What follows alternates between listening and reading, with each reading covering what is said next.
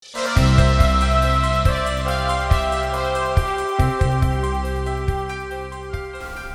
poslušalke, dragi poslušalci, drage gledalke, dragi gledalci, danes je z nami izredni profesor, dr. Gal Faganel. Lepo pozdravljeni.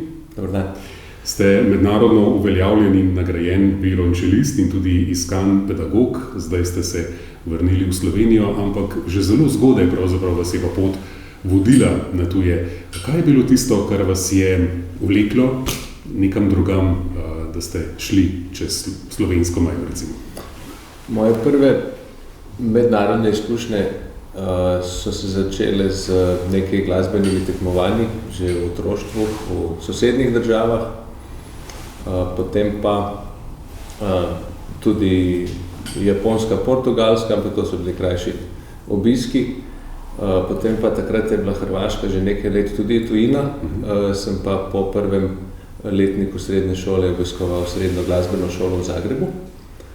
Tako da je to bila prva izkušnja tujine, tako da malo daljše obdobje. Kako so takrat na to odločitev, da greste na tuje, najprej pač za krajši čas, potem za daljši, gledali vaši domači, vaši vrstniki, recimo? Moji starši so se trudili, da bi imel iskali so čim boljše možnosti za moj razvoj, tako da so te možnosti tudi iskali in podpirali. Sem zelo hvaležen, da so me mladega pustili iti študirati tako daleč. Torej je bilo, da priložnost za študij v Los Angelesu je prišla sredi tretjega letnika srednje šole. In je bilo nekako takrat, ali to je to priložnost izkoristiti ali ne. In smo se odločili. Z osnovne šole se spomnim veliko sovrstnikov, ki so prišli potem študirati v tujino, glasbenih smeri in tudi drugih. Ker pa sem šel zgodaj, pa od pedagoških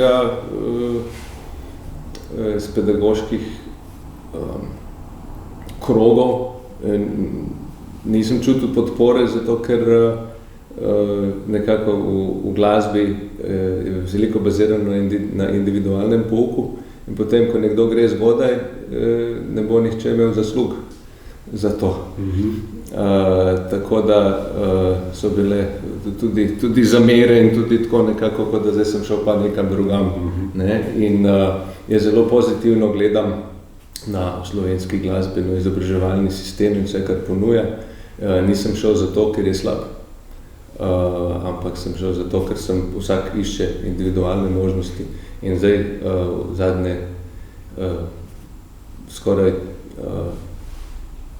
četrt stoletja sem velikokrat dal slovenski glasbeni izobraževalni sistem kot model, kot sem zelo ponosno govoril o tem, kaj imamo in kaj obstaja, še posebej v Ameriki, kjer ne obstaja nek organiziran, sistematično celovit glasbeno-izobraževalni sistem od osnovne stopnje naprej.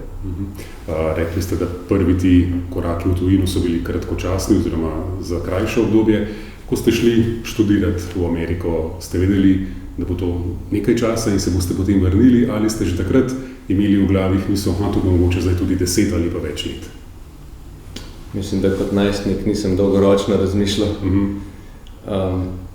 Je bilo pa tako, da sem takrat, mislim, da 17 let in tisto priložnost zgrabil in potem so se te priložnosti nadaljevale, torej maksimalno sem izkoristil vse, kar mi je bilo ponujeno v sklopu študija in okrog Los Angeles je tudi veliko mesto z veliko aktivnosti na umetniškem področju. Šele zdaj, ko sem sam mentor in učitelj in ko so moji mentori proti koncu življenjskega obdobja, nekateri tudi ne več z nami, se zavedam, kaj vse sem od njih dobil v tem času.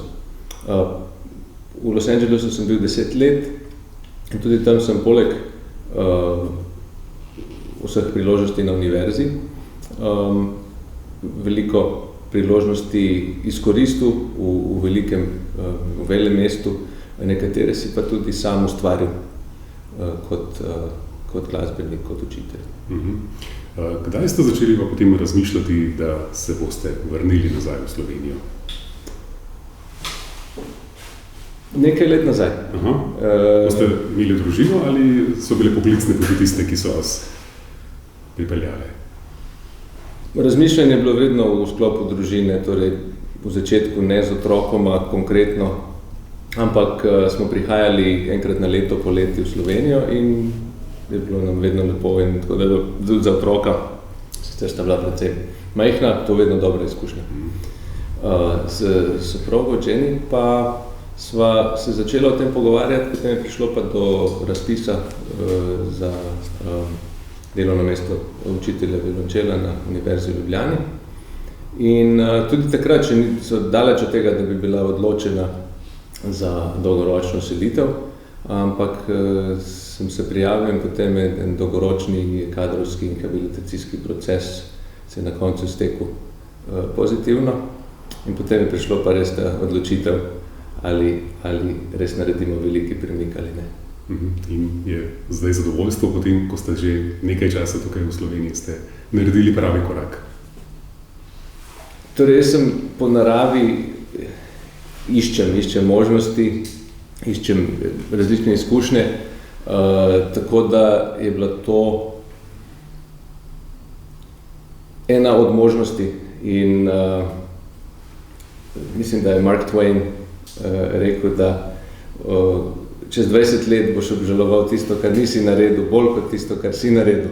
Tako da tudi, ko so se odločala glede te velike življenjske odločitve, sva se na ta način vprašala, to je neka priložnost, ki jo je težko ovrednotiti, ker gre zame za domovino, obenem pa sem se počutil popolnoma doma v Ameriki. Starši moji so tukaj, tako da to je bilo tudi eden od faktorjev, da sta otroka tudi z njima, prej sta bila z starši od moje žene. Lepo besedo ste uporabili domovina. Ste bili z domovino povezani tudi ves čas, tam od leta 1997 do 2020, ko ste bili v tujini. Kakšne stike ste imeli, razen seveda tega, da ste prišli sem in tja na obisk? Mislim, da stike na tej vaši profesionalni ravni. Občasno sem imel koncerte, kdaj tudi kakšno pedagoško aktivnost, kakšno delavnico, kaj takega.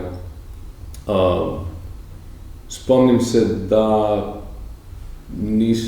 tudi kakšna iniciativa v slovenskem prostoru od mene v oski stroki violončela ali godal ni bila dobrodošla. Je bil občutek, da je sistem precej zaprt in teritorialen. Tako da zdaj sem vesel, da se to vidno spreminja in Akademija za glasbo in sicer v prostoru, ko zdaj vidim v živo, ko sem tukaj. Omenili ste naš šolski sistem, da ste ga vedno tudi drugje dajali kot zgled. Zakaj? Katere kvalitete vidite v njem? Torej, veliko bogastvo je sama podpora na državni ravni, ker je velik kontrast od Amerike. Pa tudi je boljše, bolj celovito kot v večini zahodnih držav. Tako da predvsem je to velika razlika.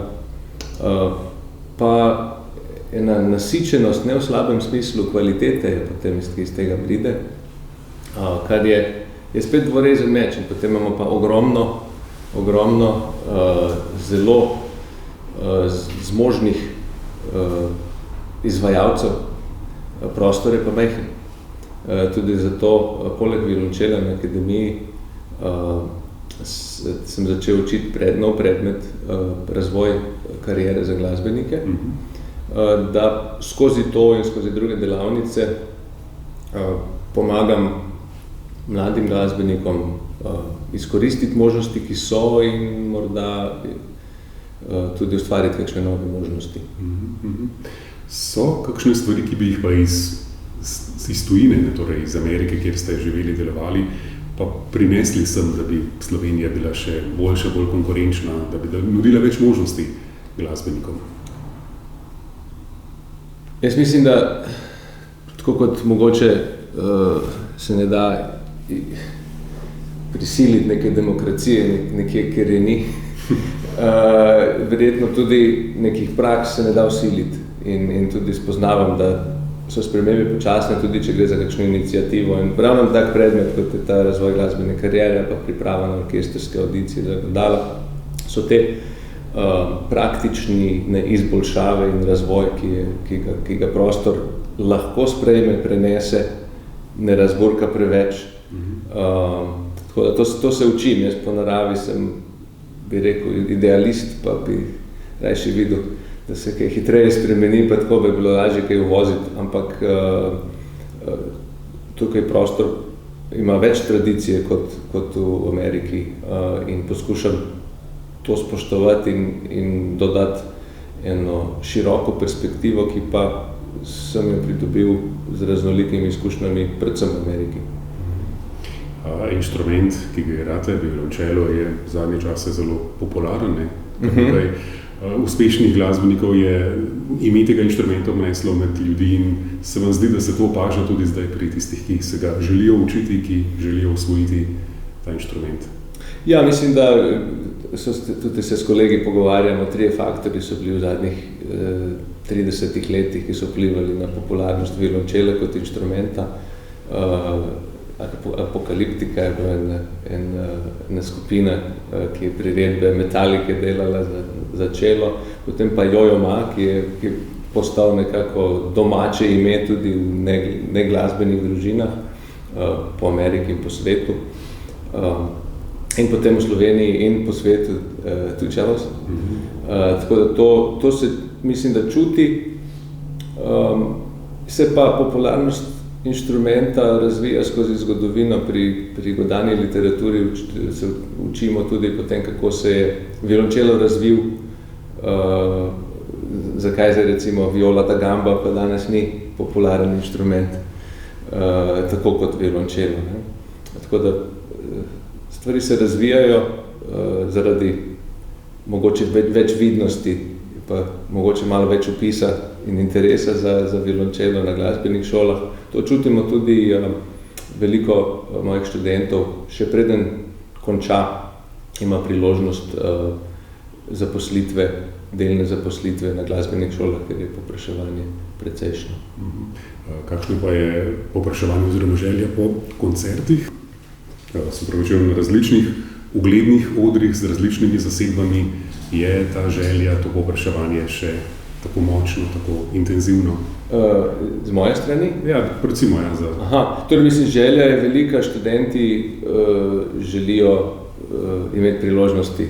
Mislim, da tudi na univerzi se trudimo, da jim nudimo čim več teh priložnosti nastopanja. Prostor je pa majhen in tudi zato nas toliko gre v tujino in iščemo možnosti druge. Zdaj, še posebej zato, ker je prostor majhen in ker je toliko kvalitetnih glasbenikov, čutim, da nekako nisem prišel konkurence delati temu na ta način. Imam klavirski trio v Ameriki, s katerim redno nastopamo.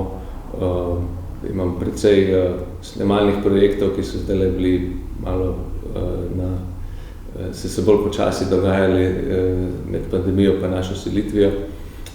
In so razne priložnosti koncertne zame, ampak ko sem razmišljal o selitvi v Sloveniji ali pa tudi pri vprašanju, kaj lahko doprinesem iz Amerike, Slovenija ne rabi še enega dodatnega violončelista, izvajalca.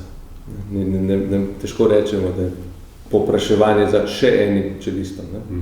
Kar pa se mi zdi, da je za kar je velika potreba, je pa ljudje z široko perspektivo, bodoči učiteljev, tisti, ki vzgajamo bodoče učitelje. Ta perspektiva potem tudi lahko pomaga povezati različne discipline, znotraj glasbe, znotraj umetnosti, tudi zunaj. Tako da malo širše gledam na ta moj prispevek kot samo z vidika nastopanja. Sicer pa zelo rad nastopam in imam pač nekatere stalne zasedbe in stalne kraje, kjer nastopam, vedno se pa razveselim kakšnih novih priložnosti in zanimivih sodelovanj. Kot rečeno, vrnili ste se v Slovenijo skupaj z družino, ženo, z otrokom. Kako so oni zadovoljni življenjem tukaj, primerjavi recimo življenjem v Ameriki? Otroka sta zelo zadovoljna.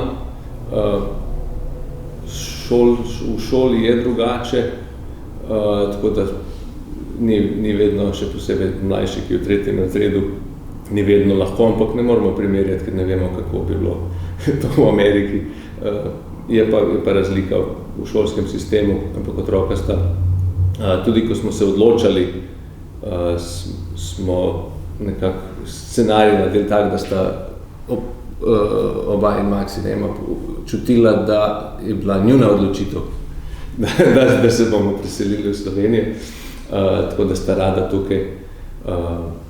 Mislim, da ne pogrešata razen starih staršev tako Amerike kot prostora, kjer sta preživela 6 in 9 let.